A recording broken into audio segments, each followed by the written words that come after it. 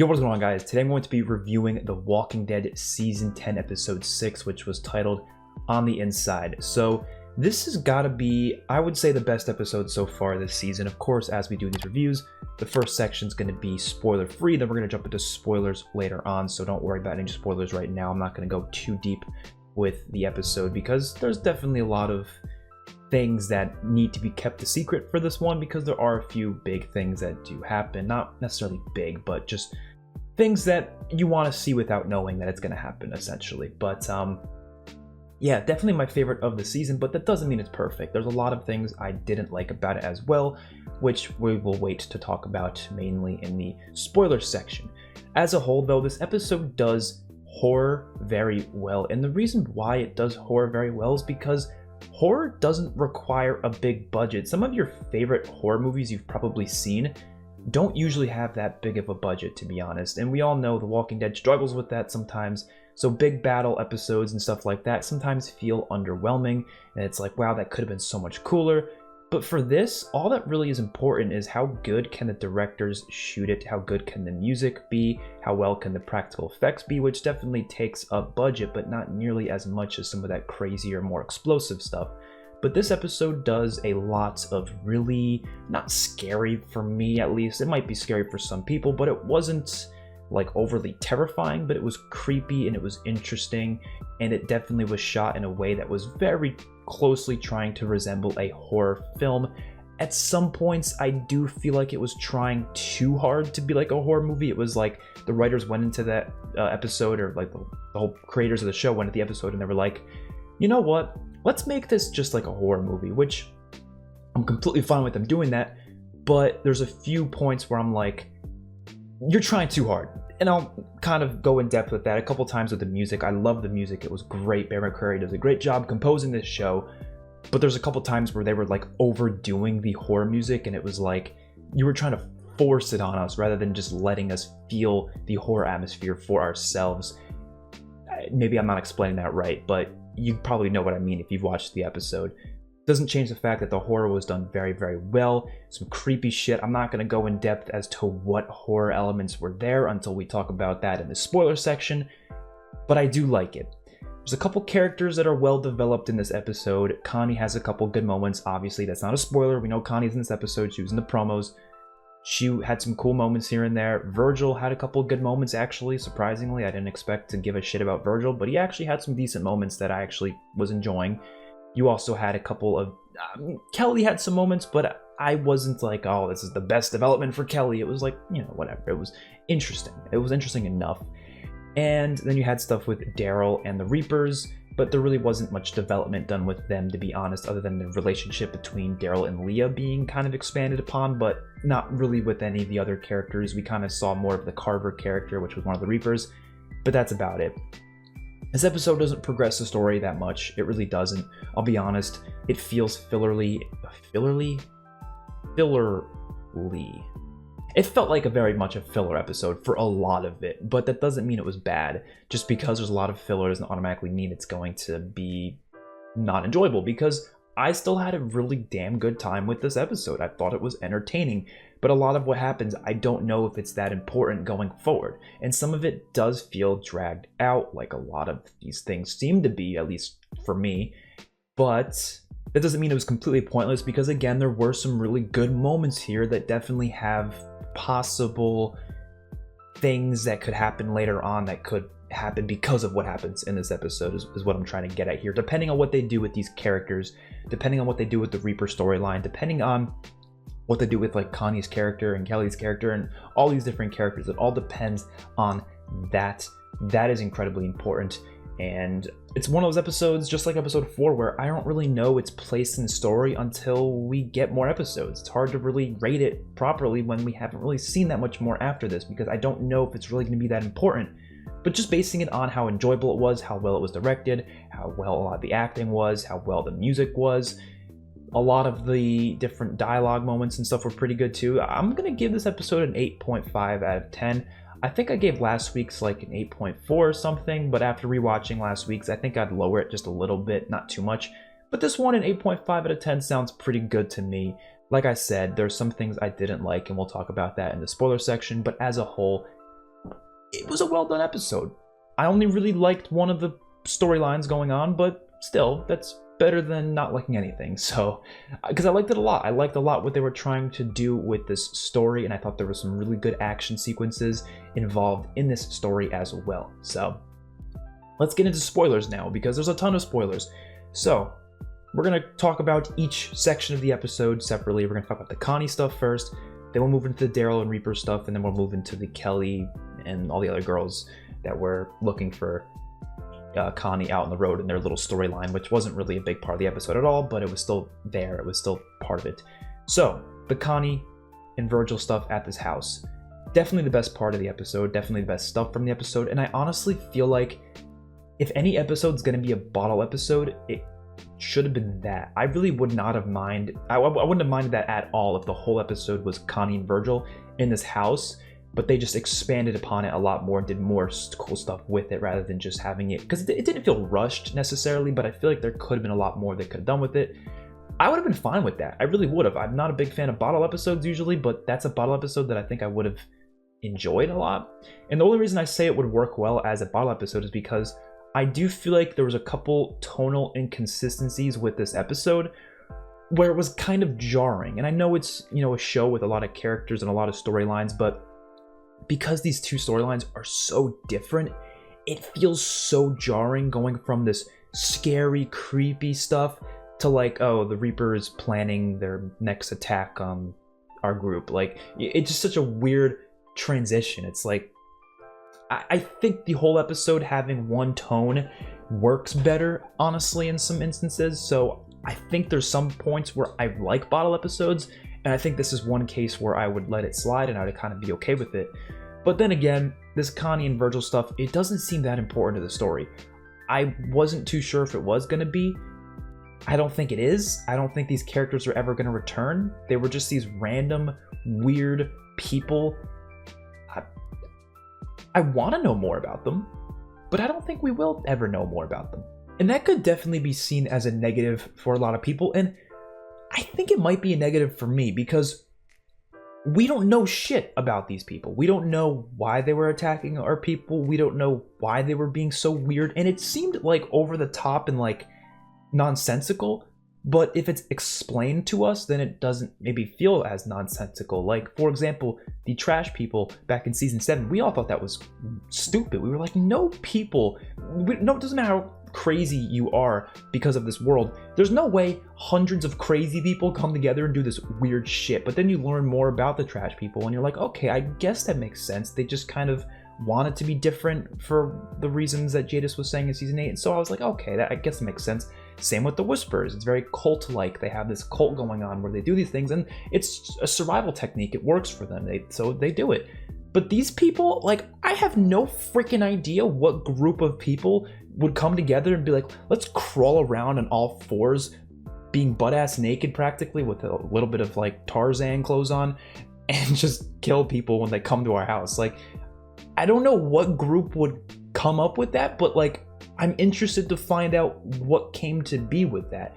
But because we don't know, it's like, it just, I don't know. I guess it just leaves it up to our imagination. And I'm not entirely against that because sometimes there's been some really awesome villains out there. Like you go back to like a movie like Halloween from 1978. Like we didn't know shit about why Michael Myers was killing people, really. We don't really figure that out.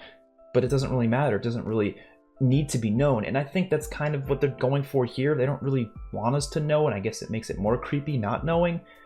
But after the fact, I'm just sitting there like, what the fuck just happened?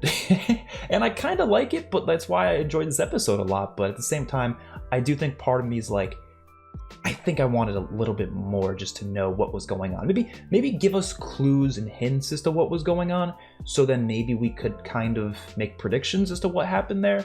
But they don't really give us enough to know that. They didn't give us enough to make that inference, other than they had the paintings with the little crosses in their eyes, and I don't know if there was much metaphors behind that. Maybe there's more clues that we could find out. I maybe should rewatch the episode and look for more clues, but I don't really think there was much to go off of there. It was just weird-ass people being basically half naked and just killing people that come in their house. And I thought they were cool and creepy, and I kind of liked it.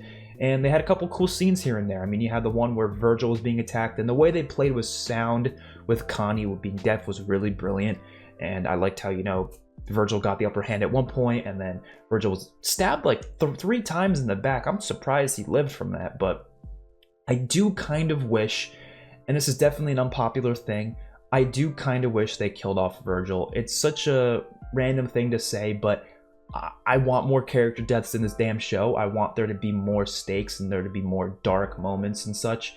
And I think having a character like him die in this instance would have made this for a much more crazier sequence of events, to be honest. And I think maybe something could have happened where that would have happened. I think there was captives in the house because we heard people screaming. So I don't know if there's more people in there. Maybe they're going to go back and try to save them or not. I don't know. But I kind of wish they did, because that would have been interesting to see what the frick was going on. And maybe if they talked to the people that were held captive there, maybe they could have got more information. I don't know. I thought the house was really cool, though. I think it's a cool idea.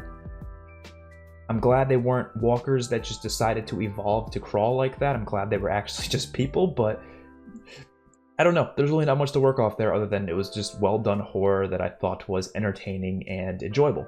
But for the story, did it do anything? Not really. It was just cool for Connie and Virgil just to have some nice scenes in a very scary situation. But that's about it.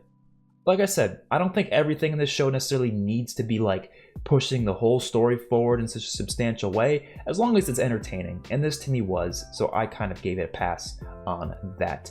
Then we get to the Daryl and Reaper's stuff, and this was, I mean, I was really hoping it was going to be a little bit better than what it was, because again, it's kind of dragging some stuff out at this point. I was hoping to see an actual confrontation between our characters and this group, and maybe having an actual like scene where Daryl maybe has to do something. They're trying to play the long game here, so I think that's why they didn't make anything crazy happen, and it was just there to kind of solidify the relationship between Daryl and Leah. But that's all it really did. That's all the mission really did. And then you go back, and then Pope ended up killing Frost, and then he kind of says that he got all the information he needs from Frost, and then he whispers to Carver, and then Carver's like laughing. They're clearly trying to make us think that Frost told them that Daryl is like really close with Maggie and such, but I don't really know if that's the case. It could be. They could just be trying to trick us, and it's actually something else that he said, but I don't know. If it is that, then I'm assuming we're going to get a similar situation as to what we got with Negan and Dwight back at the sanctuary, where Negan confronts Dwight and then ends up being like, I'm gonna kill you, and a lot of stuff. Like, it kind of feels similar to the Dwight situation. We've seen this, pretending to be with the bad guys so many times in the show. It does feel a little repetitive, but as long as it's done differently in the end, I will be satisfied with it. I have no idea where they're gonna go with this storyline, but I'm curious. I'm definitely really curious as to what is going to happen with this, but I do think they could have given us something more here with this storyline, because I just felt kind of like there was some intense moments here, but the payoff wasn't all that interesting. It was just, oh, they escaped the house. Like, think back to season 4 episode 11 with the Claimers. Remember how intense that was, seeing Rick trying to leave that house, sneaking around the place and stuff, and like somehow managing to get out of there safely? Like, that was intense. But this was just, they were hiding in the basement, and then they somehow escaped through some other path that they didn't even show us, and then they got out of the house, and they just were using that for Daryl and stuff to talk to Leah and kind of have this conflicting thing going on between him and Carver. I would have liked it a lot more if they gave us a similar situation to that, where they actually showed them like in the house sneaking around and somehow getting out. That would have been a lot harder for them to do with 4 people, but they could have pulled it off. There wasn't that many Reapers there. And maybe even coming across one of them, having to kill one of them. I don't know. I think it could have been done better, but still, I'm curious to see where it goes. I think that scene where Daryl had to torture Frost and cut off his finger was pretty damn awesome. It really shows how far Daryl's willing to go in order to make sure his people are safe, even if that means cutting off one of his own people's fingers. So that was a cool scene. I definitely give props to that scene for sure. And then the other stuff in the episode was just Kelly looking for Connie, and that wasn't really a bulk of the episode. It was just like a couple minutes worth, so it's not really, doesn't really matter to the episode too much. Every time we saw her on screen just walking around, I was always kind of just zoning out a little bit because I don't really like seeing people walking around in this show too much. And it's not like she was really doing much until they end up, you know, finding Connie at the end of the episode, and they had a pretty cool reunion. And part of me was kind of hoping they would do some crazy fucked up thing at the end where as she was walking to Connie, one of those creepy guys from the house came out with a knife and just stabbed like Kelly in the throat or something. That sounds so fucked up, but like I like dark shit, and this is a TV show, this is not real life, therefore I don't really care about seeing everyone being happy all the time. I kind of like when things are really just shitty, because that just makes for more entertaining stuff. It makes for more entertaining things for the characters to go through when there's a lot of crappy things going on. But then again, that would kind of take away from the reunion we all been waiting for. But it would be a subverting of expectations moment, and I don't know if it would just be for the sake of it, but I don't know, it could have done some fucked up shit for the story, and I kind of would have been interested in that. But it was still cool seeing them reunite, and I don't know where they're going to go forward. And the reason I say that, because I think honestly they'll probably kill off Kelly or Connie by the end of the season anyways. So if you're going to kill one of them off by the end of the season, I wouldn't have been against them doing it in this situation, to be honest. I'm just throwing it out there. I'm just throwing it out there. It's The Walking Dead, it's the apocalypse, fucked up things happen. I kind of think it's more enjoyable when fucked up things happen. There's a reason season 7 episode 1 was one of my favorite episodes. Yes, it was brutal and it was terrible to watch. If that happened in real life, I would be like, I wouldn't be able to comprehend life anymore at that point, but it's a TV show. Therefore, I like that type of shit. It made me bawl my eyes out when Glenn died, but that doesn't change the fact that I freaking loved how they did it and how it was effectively done.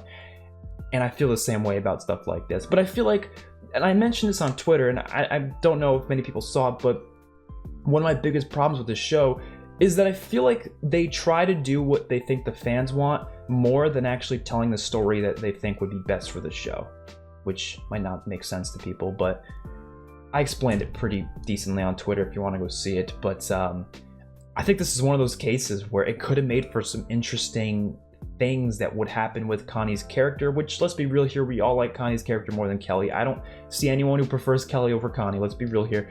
But that would have done some really interesting stuff for Connie if they did that. Like, really interesting. She was already in a pretty fucked up place. That would have done a lot crazier things for her. And I like seeing characters overcoming the worst. You know what I mean? So I would have been interested to see that, but they know that fans would be riveting and go over the top and freak out and be like, why would you do this to my sweet, sweet Connie? Because they forget that it's a TV show. They don't realize that it's not real life and that the characters or the actors and actresses are actually alive in real life. They didn't die just because they killed them off in the show. But people don't realize that. They also attacked Negan for killing Glenn. They attacked Jeffrey Dean Morgan for killing Glenn, which he didn't kill Glenn. The actor, you get what I'm saying. Hopefully you guys have a good day. I'm done with this review. I just wanted to throw in that rant at the end because I thought it'd be interesting to talk about because it kind of had to do with what this episode was going for. So hopefully you guys enjoyed. I'll see you on my next one. Peace out.